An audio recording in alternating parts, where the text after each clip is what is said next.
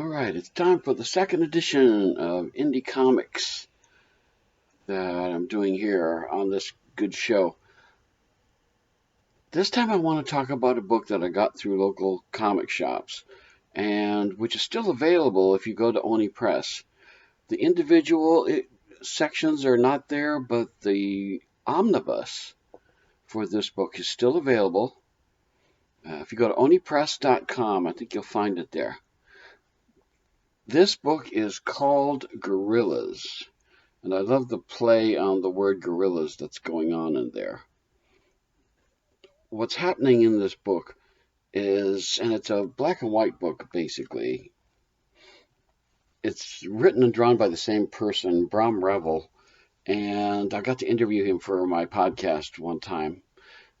What the basic story is about in this book is there's a platoon that gets ambushed in Vietnam. This takes place in the 60s.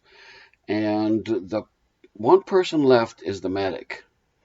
And all of a sudden he wakes up and he thinks there's another platoon that's coming to rescue him.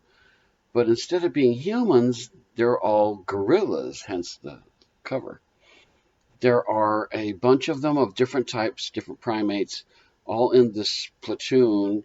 And they end up taking the human with them as they go through Vietnam together. And you notice one of the things they do here on the cover, which is really interesting, I did talk with Bram about this, is he's smoking. And when the author did some research on this, he discovered that when people went to zoos and things like that, if people were smoking around and they would discard their cigarettes, sometimes the gorillas and the apes and stuff would pick up the butts that were left and start to smoke them, and they would become addicted.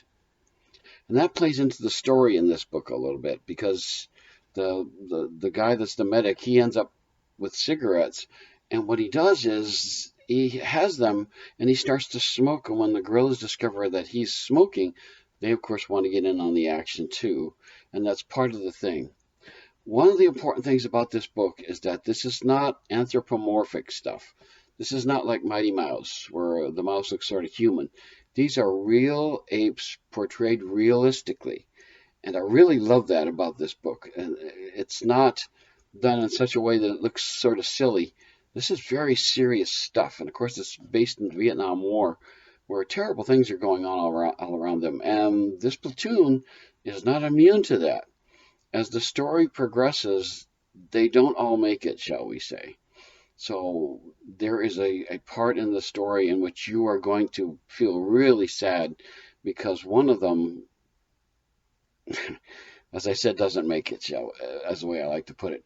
The interesting thing is the fact that the apes and the gorillas, even though they are different kinds, they have different personalities, and we get to know them. Their roles within the platoon are different, and their appearance is different. You can really tell one from the other.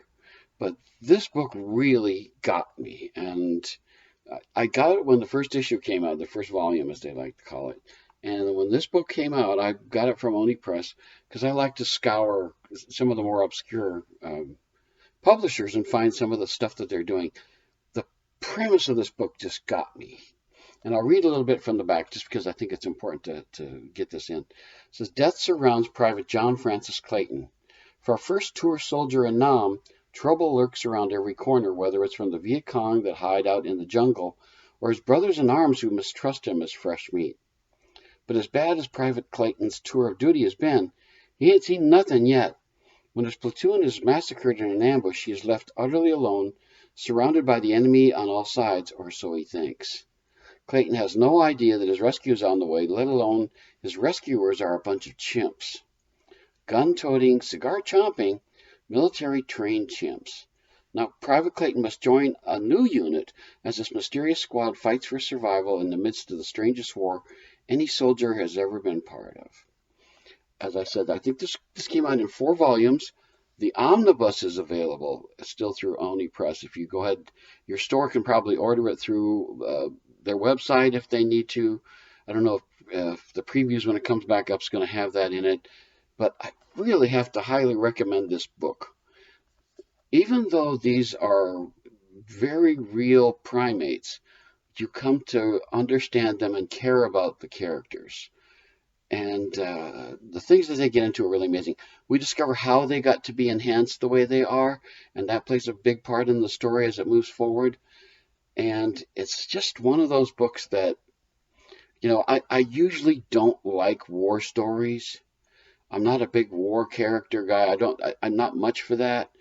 And sometimes when I see stuff that I'm surprised by or that I'm not tremendously interested in, I like it. And that's what this book does. It's not a war story in the pure sense of the word, but it is a story that's going to grip you. You're not going to be able to put this down.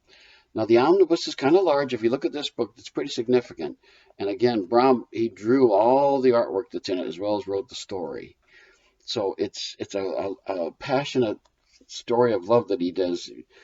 And it's something unlike anything else I've read. And I've been reading comics for a long time, for decades.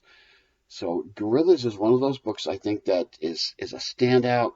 It's a little older. It's been out for a little while now. I went through the system when it came out. Each issue or volume came out, I would buy them. And so I didn't get to read the whole story at one sitting like you'll probably be able to do.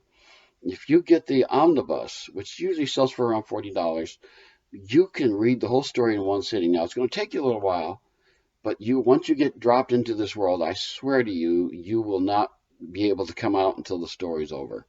It's just one of those fantastic, creative endeavors that I think people really ought to be reading. If you are into war stories, you're going to find this something different because of the way that things are going and the way that these do things. I mean, these apes are on their own in Vietnam in the middle of a war. So it's really interesting how the person behind all this kind of gets involved, and it ends interestingly too. One of the things that really drives me nuts about, shall we say, events in a certain company called the House of Ideas, it starts out with great promise, and there's all this wonderful stuff going on. It's going to be the most fantastic event ever. Wonderful, wonderful stuff. Then as we go along, blug, blug, blug, blug, and we get to the end, and it just sort of peters out at the end. It's not a real good story. And then we get to the next event, which comes right along, and we get sucked into that. The same thing happens to that, and this is why I'm not a big fan of events. This book, though, the end will surprise you. I have to say, you're not going to believe the stuff that goes on into it, and it ends up really interestingly. I cannot in any way spoil any of this because it's just so wonderfully done, and it's so based in reality. That's one of the great things about this, is that it's not silly stuff. This is really serious, powerful storytelling. And the fact that they're apes and stuff like that, don't think that's going to be silly, and it's going to you're not going to care about these different characters going along. You will, I can guarantee it. There are certain ones that are my favorites, certain ones are not, but it's just great stuff. So let's get to the grading here. The writing on this book is just terrific, I have to say. It's got to be an A for the writing. The writing is just superb, and the art, which is done by the same person, is also A-level stuff.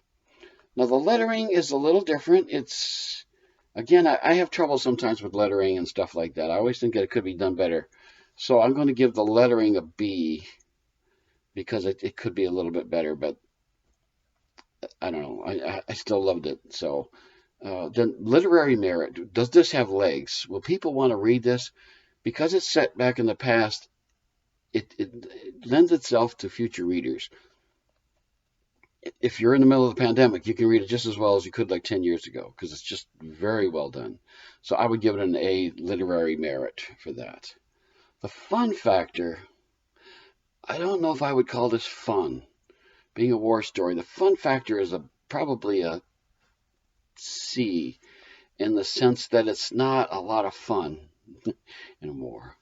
So the overall grade, I still, despite its faults and stuff, I would say this is still an A book. You need to read this book.